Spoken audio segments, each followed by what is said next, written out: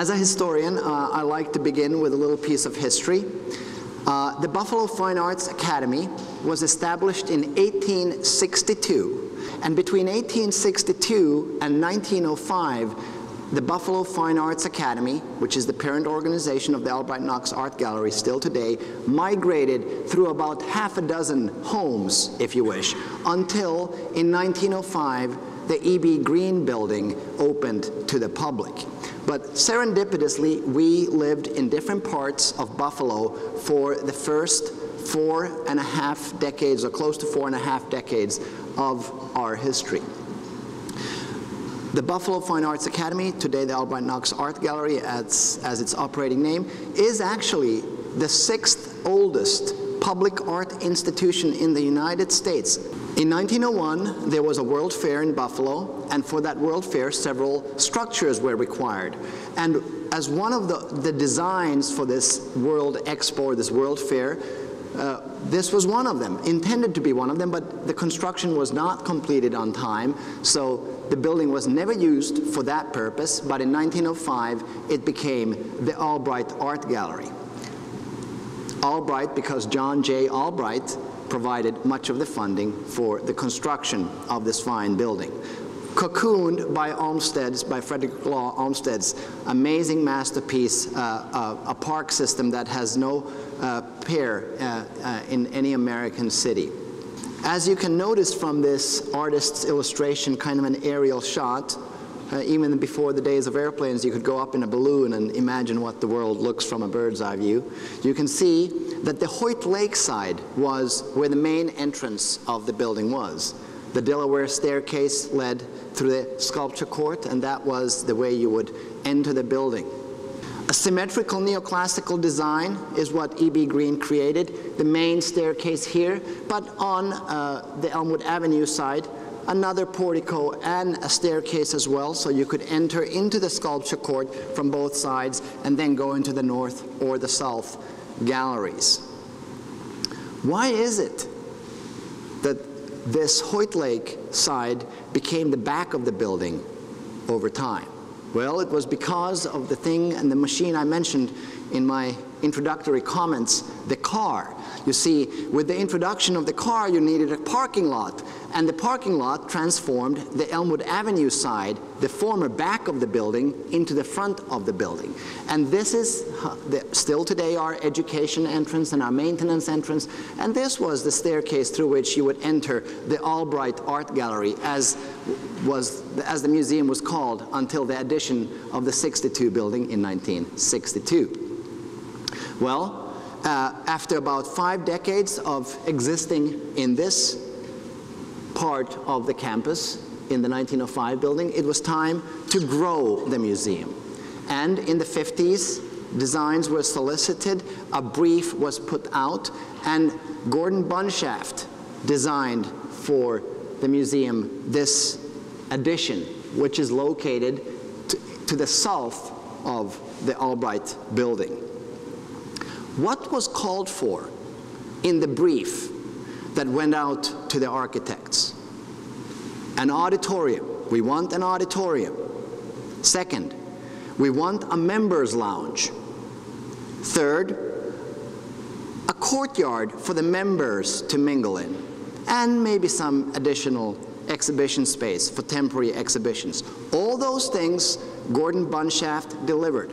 The construction was completed in 1962 of this very geometrically oriented modernist structure.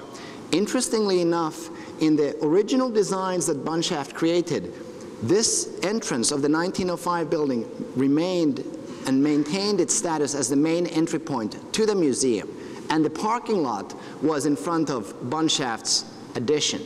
However, as planning continued, the new building obtained the primary spot on the campus, and the entryway was placed over here in front of the 1962 building.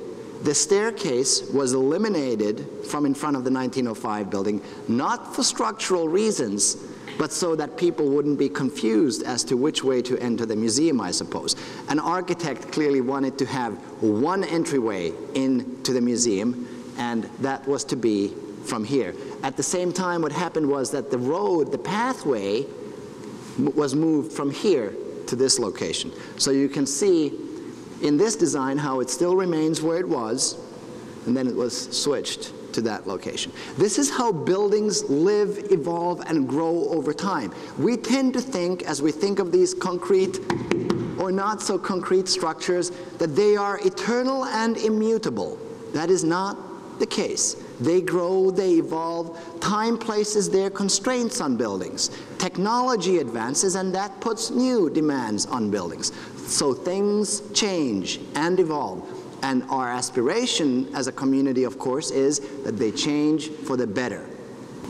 A beautiful modernist structure was erected next to E.B. Green's classical edifice entryway through the 62 building.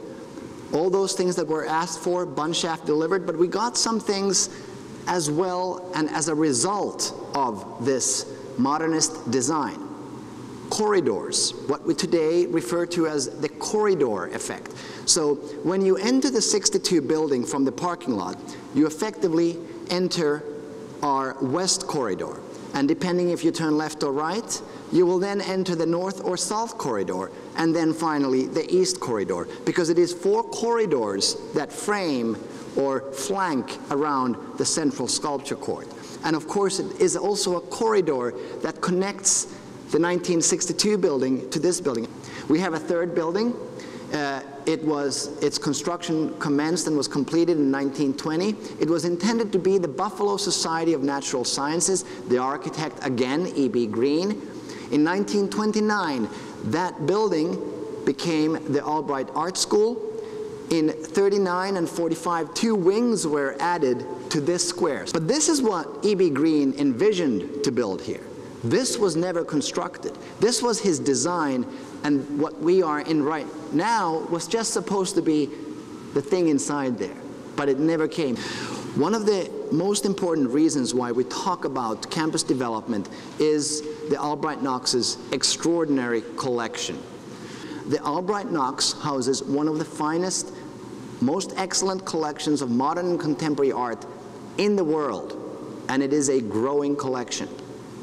Whichever time period you look at, you will find art historical definitive works that address that period of modern and contemporary art.